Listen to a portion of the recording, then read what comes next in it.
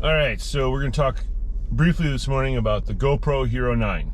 I'm still shooting this on a GoPro Hero 9, but they make a module called the Media Mod, which has a microphone, and you can tell that it actually plugs in so that it adds this microphone to the camera's ability. So if the audio sounds different, it's probably part of that.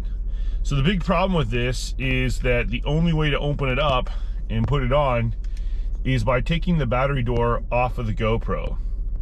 So you take the battery door off and you slide it in to this unit, and then have to close this down, and then through here pops the hinges that mount to the GoPro mounts.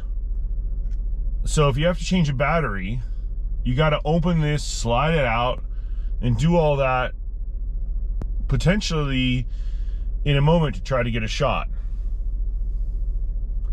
So it's not very good. The design is pretty piss poor. Additionally, on this side is the only side that you can tighten it down. You can see there's a little bump in here that is for where you put the mount on, and it's really hard to get that mount tightened underneath it. So it's not that great. The design is pretty piss poor. The other key thing here is that this is not waterproof. Once you put this on, sorry, coffee.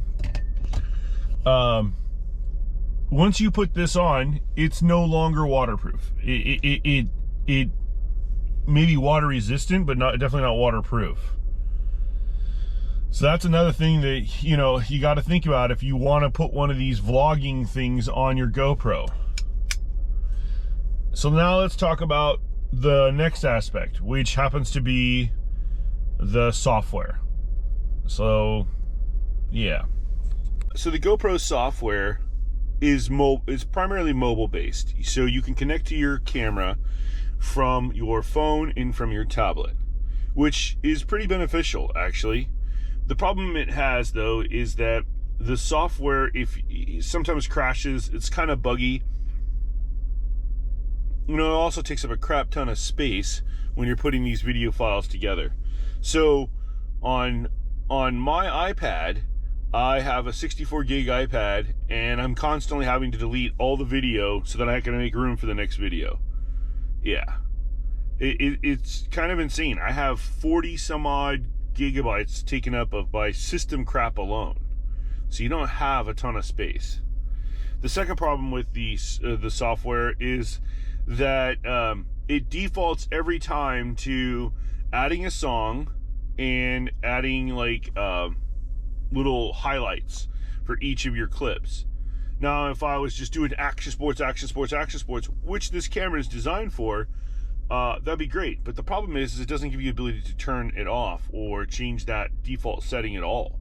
So instead, you have to live with that, even though for me, I'm vlogging, and that's a problem. The second aspect of it is that just exporting to anything is a pain in the butt.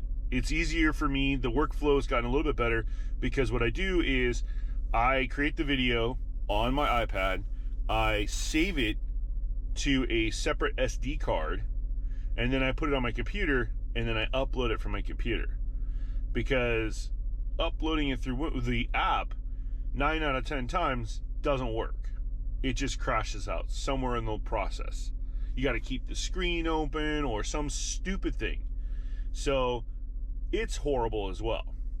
Then finally, I would say that the other thing that you got to know about the software is that if you're planning on utilizing it, you always have to go in, if you're doing any talking whatsoever, in every clip, you have to hit mix for the audio, because it doesn't have like, hey, default audio.